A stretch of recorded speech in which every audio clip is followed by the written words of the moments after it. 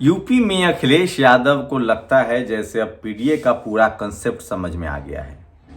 9 bypoll जो उपचुनाव हो रहा है उसमें एक भी जनरल कैटेगरी को अखिलेश यादव ने टिकट नहीं दिया है, जबकि बीजेपी ने एक भी एससी समाज को टिकट नहीं दिया है। जनरल कैटेगरी के 4 हैं, तो अखिलेश यादव जो जनरल कैटेगरी को टिकट दे रहे थे वो मुस्लिम समाज को टिकट दे रहे हैं, जबकि मुस्लिम में भी ओबीसी कमेटी आता है। जबकि बीजेपी जो टिकट मुस्लिम को नहीं देता है वो ओबीसी में दे रहा है, लेकिन वो जनरल कैटेगरी को 4 टिकट दे रहे हैं।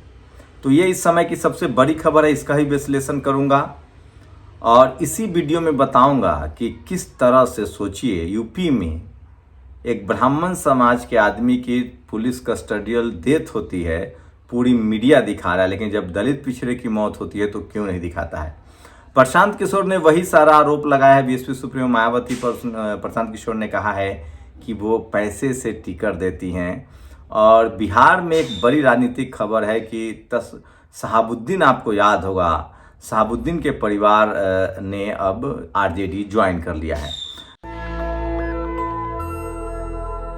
नमस्कार, मैं शंभू कुमार सिंह और आप देख रहे हैं नेशनल दस्तक।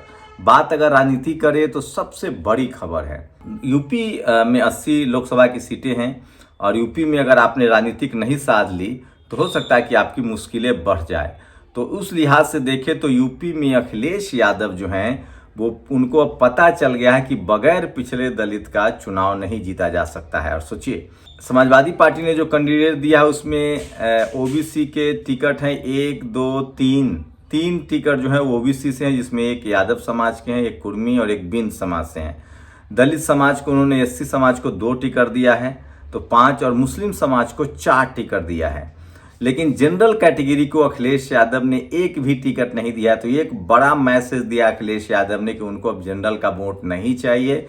जनरल के टिकट को वो मुस्लिम समाज को दे रहे हैं, ये ज़्यादा फायदेमंद है। अब तक तमाम एससी एसटी ओबीसी लीडरशिप वाली पार्टियां यही गलती कर रही थी कि वो मुसलमानों का टिकट घटा रही थी। खासकर अगर सपा की बात करें, बीएसपी की बात करें, आरजेडी की बात करें, आपको जनरल का वोट मिलना नहीं है, मुस्लिम समाज आपको वोट करेगा। अखिलेश यादव को ये बात समझ में आ गई है और एक शानदार, अगर कैलकुलेशन के हिसाब से कहें, राजनीति के हिसाब से कहें, तो ये अखिलेश यादव का एक बड़ा फैसला है और इससे बहुत फायदा भी होगा। मुस्लिम समाज का वोट मिल सकता है, मिल रहा है, लेकिन जनरल कैटेगरी का वोट नहीं मिलता है। बीएसपी इस मामले में, बीएसपी को भी तमाम एससी एसटी ओबीसी लीडरशिप वाली जो पार्टियां हैं, अगर वो आज के समय में बीजेपी के बगैर गठबंधन को, अगर आप बीजेपी के साथ गठबंधन में है तब तो चल जाएगा, क्योंकि बीजेपी को वोट जनरल कैटेगरी के लोग देते हैं। अगर आप बीजेपी के गठबंधन में नहीं है तो फिर आपका कोई मतलब नहीं है। आप जनरल को टिकट देते हैं तो आपको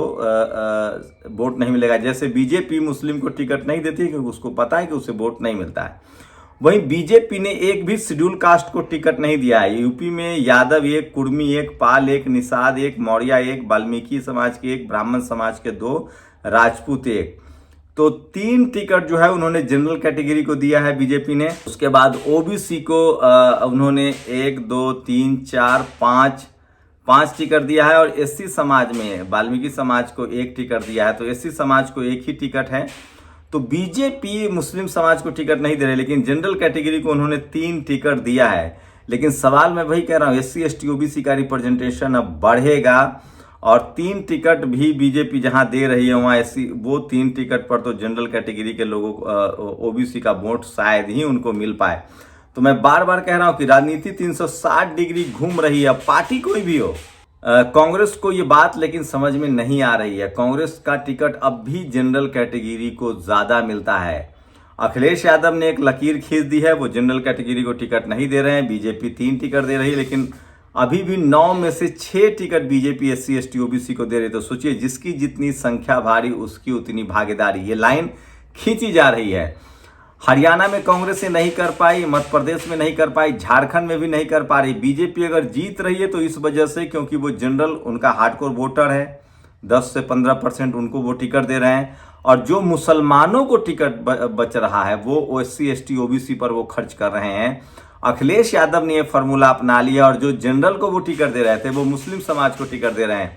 तो मिला जुला के कांग्रेस के अलावा बीजेपी और तमाम रीजनल फोर्सेज में एससी एसटी ओबीसी की रिप्रेजेंटेशन बढ़ी है।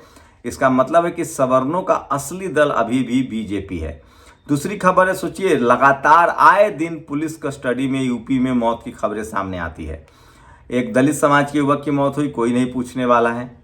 लेकिन अब एक ब्राह्मण समाज के व्यापारी की मौत हुई है। वो छोटे मोटे व्यापारी थे, उनकी जिस तरह से पुलिस टॉर्चर के दौरान उनके परिवार वालों का कहना है कि हत्या हुई है, उसके बाद से सोचिए पूरा मीडिया सजग है, मीडिया पर खबरें चल रही है। अखिलेश यादव ने कहा है कि यूपी के थानों में न्याय नहीं अत्याचार हो रहा है, तो ये सबसे बड़ी खबर है। और सोचिए इस पर टीवी अखबार उनकी राय ले रहा है। लेकिन सवाल है कि यही सारी मौत जब SC ST OBC के लोगों का होता है तब ये लोग कहाँ छुप जाते हैं, ये सबसे बड़ी खबर है। तो मैं फिर कह रहा हूँ, टीवी और अखबार मीडिया जो है वो जातिवाद का सबसे बड़ा गढ़ है, जो किसी भी कीमत पर, टीवी और अखबार जातिवाद का सबसे बड़ा गढ़ है जो किसी भी कीमत पर SC ST OBC अल्पसंख्यक की बात नहीं करता। आपको राजनीतिक भागीदारी तो मिल रही है, सोशल भागीदारी भी मिल रही है, लेकिन सोचिए सबसे बड़ा जातिवाद का अड्डा टीवी अखबार है, उसके बाद जुडिशियरी है।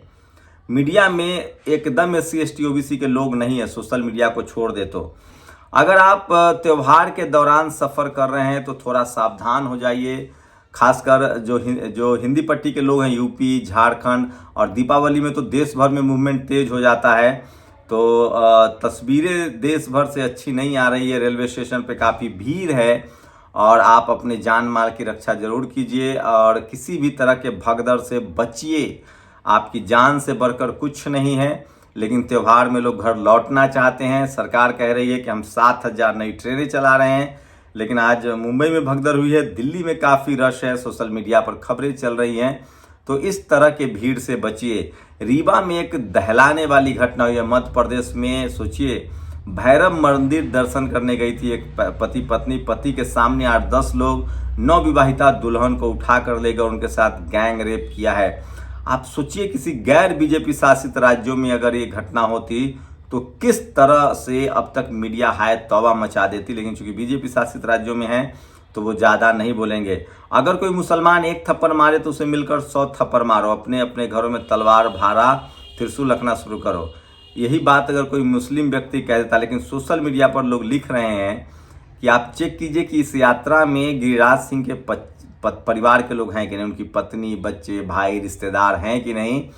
वो लोग अगर इस यात्रा में हैं, आगे आगे चल रहे हैं तलवार त्रिशूल लेके, तब तो चलिए, नहीं तो गिरिराज सिंह की तो राजनीति है, वो तो चलेंगे, उनको तो सिक्योरिटी मिली हुई है। आप कहाँ जाएंगे, ये सबसे बड़ी खबर है। और बिहार में प्रशांत किशोर है, उन्होंने एक चुनावी अभियान के दौरान कहा है कि BSP सुप्रीमो मायावती जी पैसे लेकर टिकट देती हैं, उनका नेता पैसे लेकर, जो टिकट पैसे लेकर लेता है वो आपका क्या ख्याल करेगा। तो एक तकिया कलाम है तमाम विपक्षी दलों का, BSP पर आरोप लगता रहता है।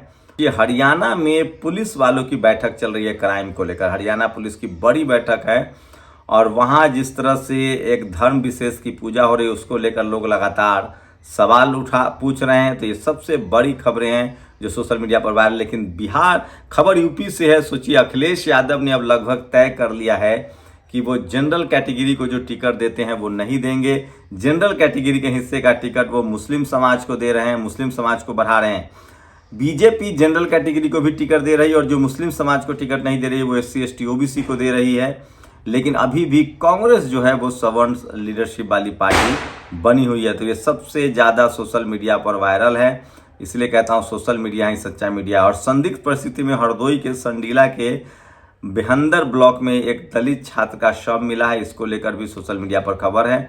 नेशनल दस्तक के यूट्यूब पर आप आते हैं, फेसबुक देखते हैं, हमारे ट्विटर पेज पर भी आप जा सकते हैं, वहाँ से हमें अपडेट कर सकते हैं। आपको तमाम खबरें अब ट्विटर पर भी हम लगातार लोग अपडेट कर रहे हैं। ट्विटर सोशल मीडिया का वो माध्यम है जिससे आप हमसे जुड़ सकते हैं, आप हमें वहाँ भी फॉलो कर सकते हैं। तो आप लोगों से इसीलिए मैं बार बार कहता हूँ कि सोशल मीडिया ही सच्चा मीडिया है, सोशल मीडिया ही बहुजन मीडिया है। तो ये आज की तमाम बड़ी खबरें थी।